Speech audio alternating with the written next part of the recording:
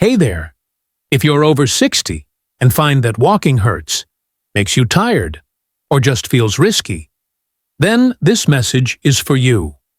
What if I told you that the safest way to stay strong and independent didn't even require leaving your chair? For years, many of us have heard the same advice. Just walk more.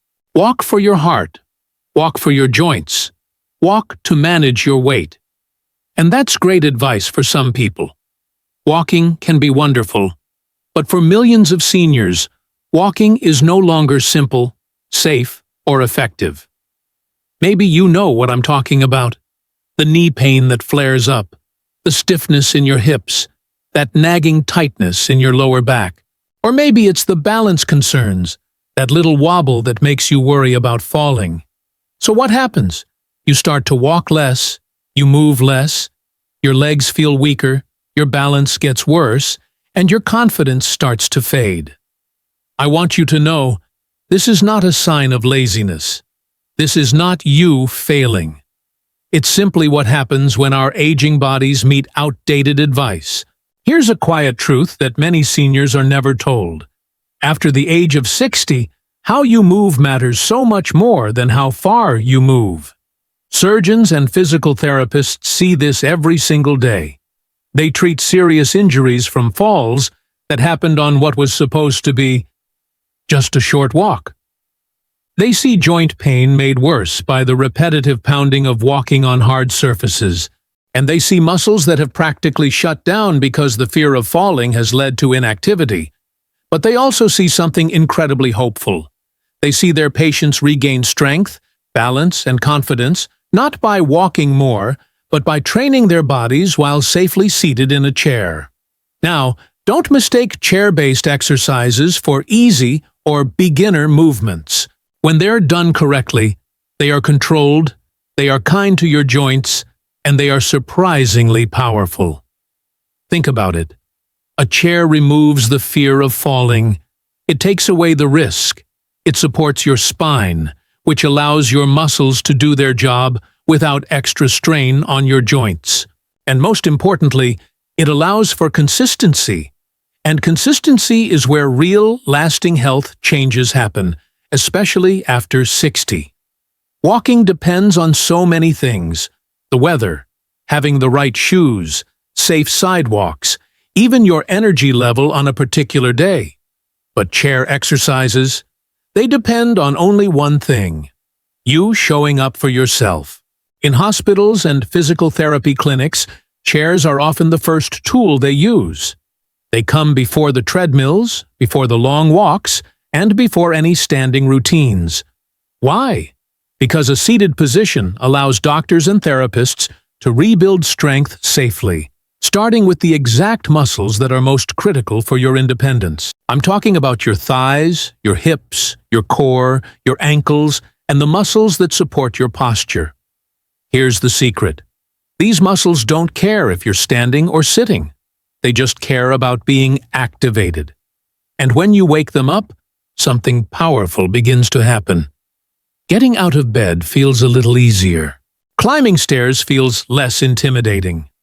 You find you can stand for longer periods without getting tired. And when you do choose to walk, you feel steadier on your feet. This is why so many surgeons quietly recommend chair exercises first, particularly for adults over 60. It's not because walking is bad. It's because your body deserves to be prepared. Your muscles need to be strong and ready for the task. In this video, I'm going to show you 5 specific chair exercises that target strength, balance, and circulation, often more effectively than walking alone can. They're simple, they're safe when done gently, and they meet your body exactly where it is today. But before we get to the exercises themselves, it's crucial to understand why that traditional advice so often fails seniors, and the common mistakes that keep so many well-meaning people stuck, sore, and discouraged. Because once you see that clearly, everything changes. Have you ever wondered why, even though you walk every day, you still feel a bit weaker or less steady on your feet? It's a common feeling, and today we're going to talk about why that happens and what you can do about it. This is a wake-up call for anyone over 60. As we get older, our bodies change.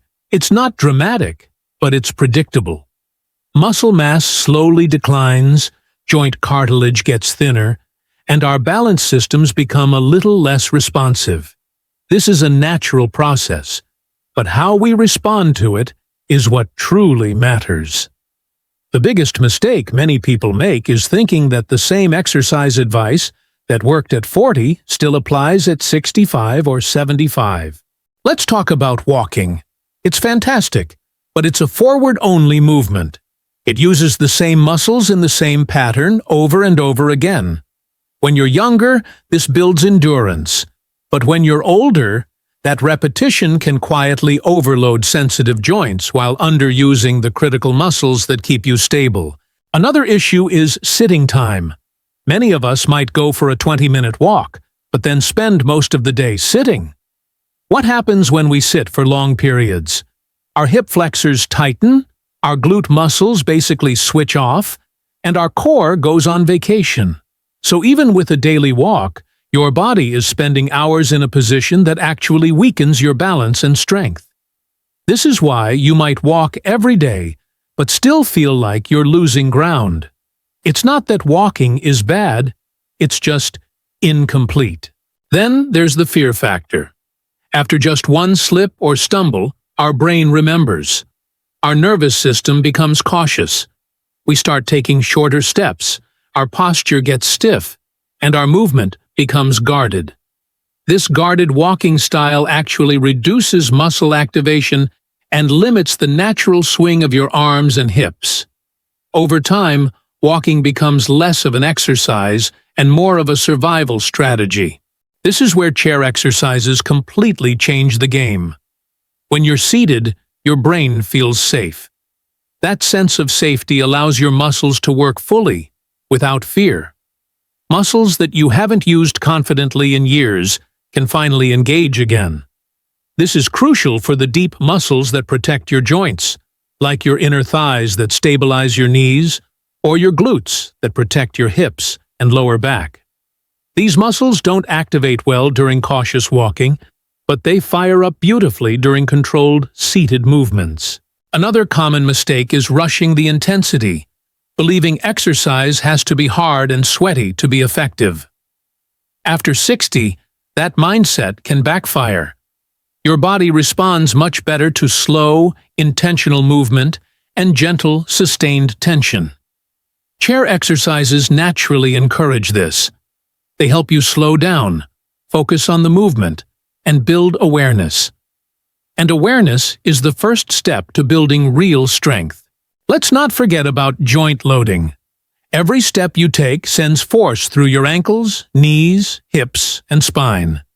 That's fine for healthy joints, but if they're sensitive or inflamed, repeated loading can make things worse. Chair-based movements dramatically reduce that load while still stimulating your muscles and circulation. This is why rehabilitation specialists often start patients in a chair. It's not because standing is dangerous, but because rebuilding strength without pain builds trust between you and your body. And once that trust returns, confidence is right behind it. Chair exercises are also incredible for posture. Many of us unknowingly develop a forward head and rounded shoulders, which can affect everything from breathing to balance. Walking with poor posture just reinforces it. But in a chair, you can consciously sit tall, align your spine, and gently engage your back muscles. You're retraining your body to remember what good, upright posture feels like. So here's the key takeaway. Chair exercises are not a permanent replacement for walking. They are the foundation that prepares your body to walk better, with more stability, less pain, and way more confidence. Think of it as strength insurance for your body. They wake up dormant muscles and rebuild your control. In my next video, I'll walk you through specific chair-based habits you can safely practice at home. No special equipment, no getting on the floor, and no rushing. Just realistic movements designed to help you feel steadier, stronger, and more capable, all starting from a chair. Make sure to subscribe so you don't miss it. Before we begin, a gentle reminder. Move slowly and breathe naturally. If anything feels sharp or uncomfortable, please stop. These movements are all about control, not force. All you'll need is a sturdy chair without wheels. Sit near the front edge, place your feet flat on the floor, and sit up tall, with your chest open and your shoulders relaxed. We'll go through this step by step. Our first exercise is the seated march. This movement wakes up the hip muscles that protect your lower back and knees. Sitting tall, hold the sides of the chair lightly if you need to. Now, slowly lift your right foot a few inches off the floor. Lower it with control. Then, lift your left foot. Imagine you're marching through thick sand, slow and deliberate. Try not to lean back. Let your core stay gently engaged. Start with 10 lifts per leg. Rest and repeat once more if you feel comfortable. This simple exercise improves circulation to your legs, strengthens your hip flexors, and prepares your body for safer walking. Next up, seated leg extensions to support your knees. This exercise targets the muscles that stabilize the knee joint. Sit tall with your feet flat. Slowly straighten your right leg until it's about level with your knee.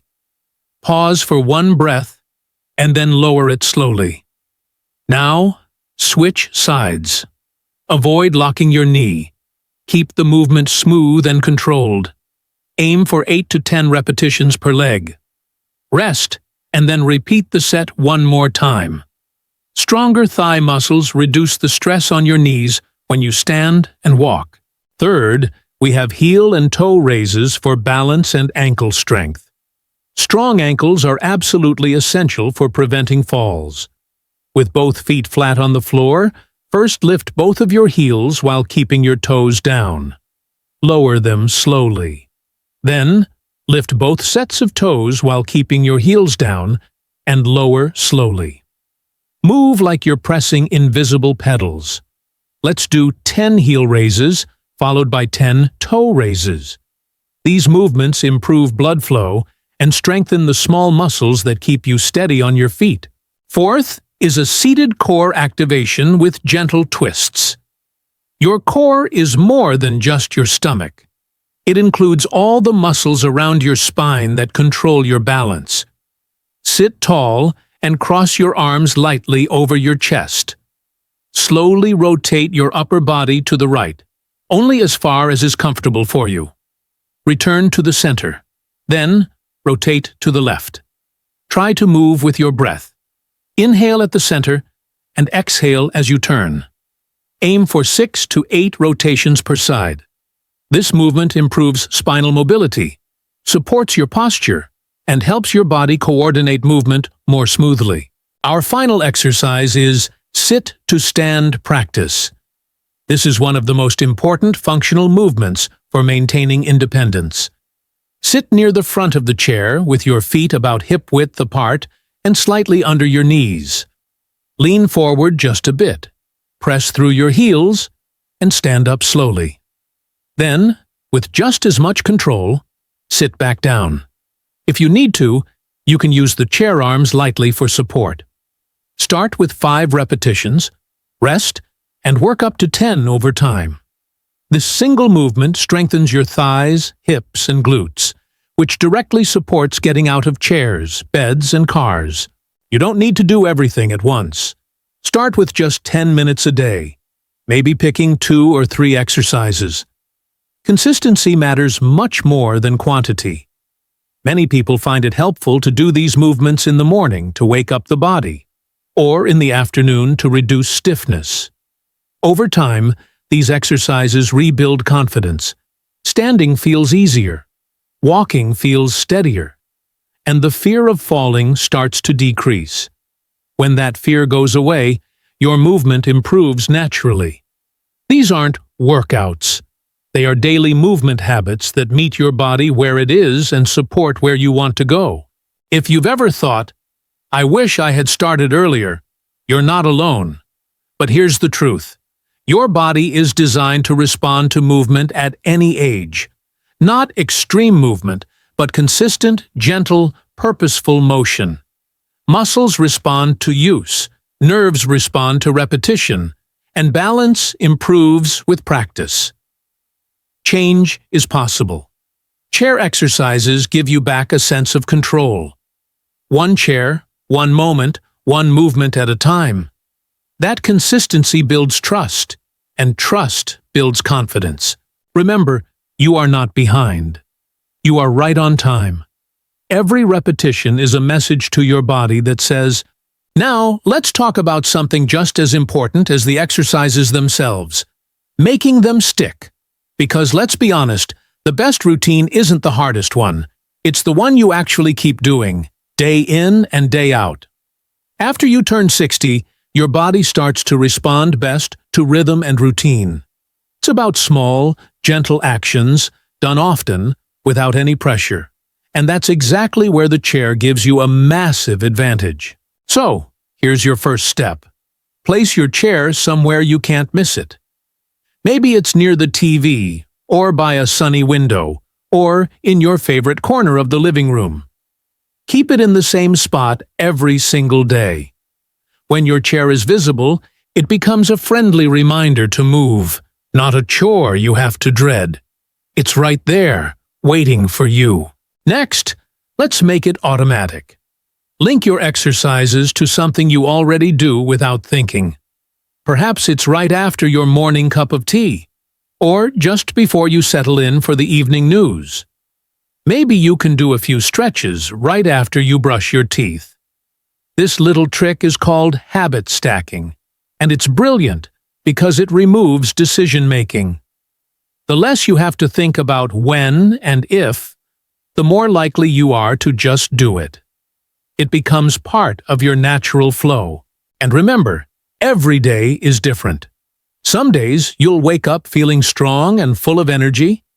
On other days, you might feel a bit stiff or tired, and that's perfectly okay.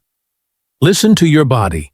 On those strong days, feel free to do a few more repetitions. On tired days, just do a few, or even just one. The most important thing to remember is that both of those days count. They both keep the momentum going. We're not aiming for perfection here. The goal is continuity. It's about showing up for yourself however you feel. Here's another powerful habit to build. Track how you feel, not just the numbers. Instead of obsessing over minutes or repetitions, ask yourself some simple questions at the end of the week. Do I stand up from the sofa more easily than I did last week? Do my legs feel warmer, more awake after my routine? Do I feel just a little steadier when I walk across the room? These are the real signs of progress. These are the victories that truly matter more than any number on a chart. And please, don't underestimate the power of rest. So many of us were taught to think that rest is a sign of weakness, but that couldn't be further from the truth. Rest is a crucial part of recovery. It's when your muscles rebuild and get stronger. It's during those calm moments that your nervous system adapts to the new work you're doing. Chair exercises are wonderful because they respect this natural balance. They strengthen you without ever overwhelming you, giving your body the time it needs to recover and grow. Over time, something really important starts to happen. Movement stops feeling like exercise in the traditional sense. It stops being a task on your to-do list. Instead, it starts to feel like self-care. It becomes a gift you give yourself every single day. A gift for your independence, for your confidence, and for your future. And if you ever miss a day, or even a few days, please just let it go. No guilt, no feeling like you have to start all over from scratch. That's not how our bodies work. Just sit down in your chair the next day and begin again. Your body doesn't punish you for taking a pause. It simply responds to what you do next. So finally, I want you to remember this. Aging does not have to mean shrinking your life. It doesn't mean you have to give things up. It simply means choosing smarter, more sustainable ways to support the life you want to live. Strength after 60 might look a little different than it did at 30. But it is still strength. And believe me, it is still completely within your reach. One chair, one breath, and one simple movement at a time. That is how lasting change truly begins. Thank you for watching.